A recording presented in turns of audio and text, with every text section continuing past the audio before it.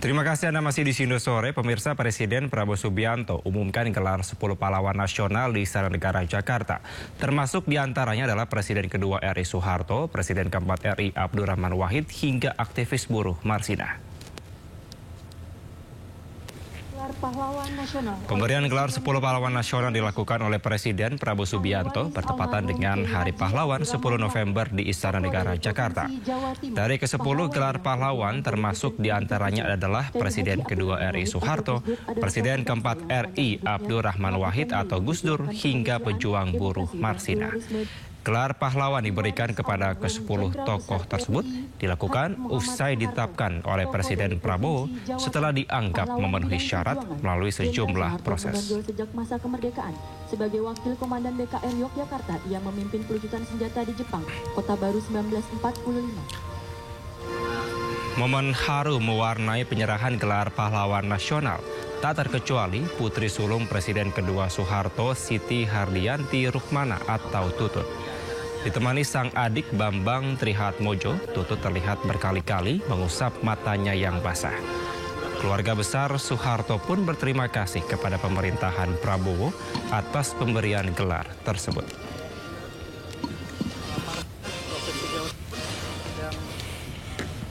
Kepada masyarakat Indonesia dan kepada seluruh yang telah mendukung lah gitu. Untuk yang kontra, yang belum mendukung juga, kami keluarga tidak merasa dendam atau kecewa atau bagaimana, karena memang kita kan negara Republik Indonesia ini kan kesatuan Republik Indonesia banyak ininya ya, macam-macamnya. Monggo-monggo saja. Ya. Selain Soeharto dan Gus Dur, sejumlah nama besar yang dikenal di bidangnya juga mendapatkan gelar pahlawan. Dan berikut daftar 10 pahlawan nasional yang baru.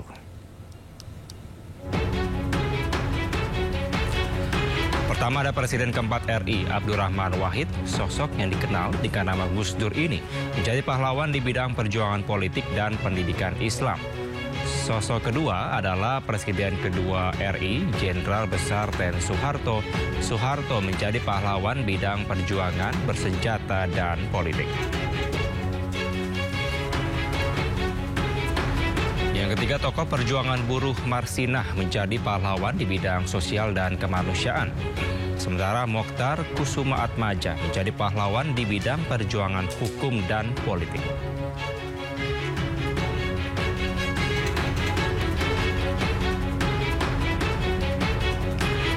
Yang kelima ada Hajah Rahma El Yunusiah yang menjadi pahlawan di bidang perjuangan pendidikan Islam Sumatera Barat.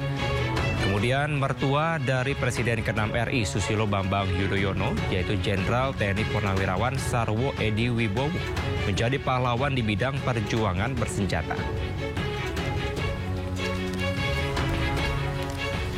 Kemudian Sultan Muhammad Salahuddin menjadi pahlawan di bidang perjuangan pendidikan dan diplomasi. Kemudian Syaikona Muhammad Khalil menjadi pahlawan di bidang perjuangan pendidikan Islam.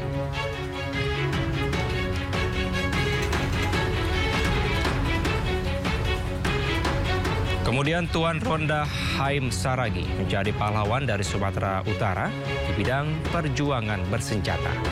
Dan Zainal Abidin Syah menjadi pahlawan di bidang perjuangan politik dan diplomasi.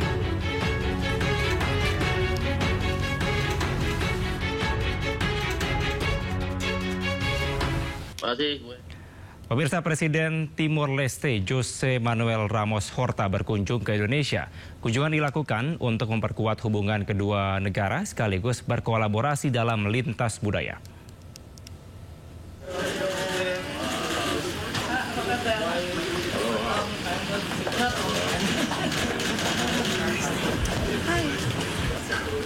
Usai resmi menjadi anggota ASEAN ke-11 Oktober lalu, Presiden Timor Leste Jose Manuel Ramos Horta mulai menjajaki sejumlah negara sahabat demi menjalin hubungan baik, salah satunya dengan Indonesia. Dalam diskusi ringan bersama sejumlah publik figur, Ramos Horta menyebut bahwa akan memperkuat hubungan antara pemerintah Indonesia dan Timor Leste. Selain itu, Timor Leste juga akan melakukan kolaborasi lintas budaya kedua negara. Ramos Horta berharap kunjungan wisatanya kali ini dapat mempererat ikatan Indonesia dan Timor Leste sekaligus mengundang rakyat Indonesia untuk berkunjung. Indonesia, going back 50 years.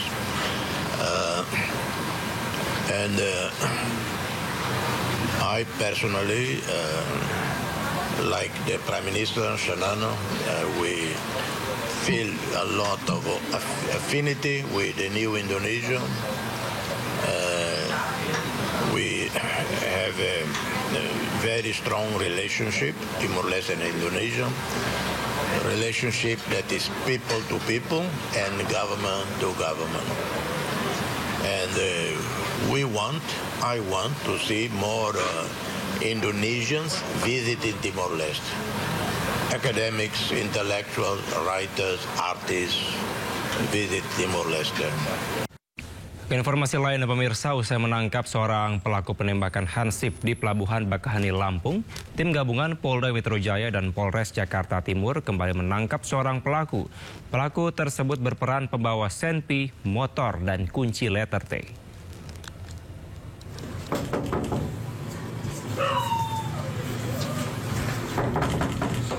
Inilah detik-detik penangkapan satu pelaku penembakan hansip di wilayah Cakung, Jakarta Timur beberapa saat lalu. Penangkapan ini dilakukan usai aksi dua pelaku menembak seorang hansip saat menggagalkan aksi para pelaku. Pelaku berinisial PS ini ditangkap di kawasan Cakung, Jakarta Timur, diketahui memiliki peran sebagai pembawa motor, kunci letter T, hingga menyimpan senpi. Sebelumnya, seorang pelaku lain berinisial R ditangkap petugas gabungan di Pelabuhan Bakaheni, Lampung dalam upaya pelariannya. Dalam kurun waktu 12 jam, pelaku pertama dengan inisial R ini sudah bisa diamankan pada saat yang bersangkutan ingin melarikan diri ke wilayah Sumatera, diamankan di Bakaheni Pelabuhan. Selanjutnya, setelah pendalaman dari tersangka 1, Subdit Resmob juga melakukan pengejaran kepada tersangka 2 dengan inisial PS. Ini juga diamankan tidak lama setelah tersangka 1 diamankan. Berikut juga dengan barang bukti, termasuk pertanyaan rekan-rekan.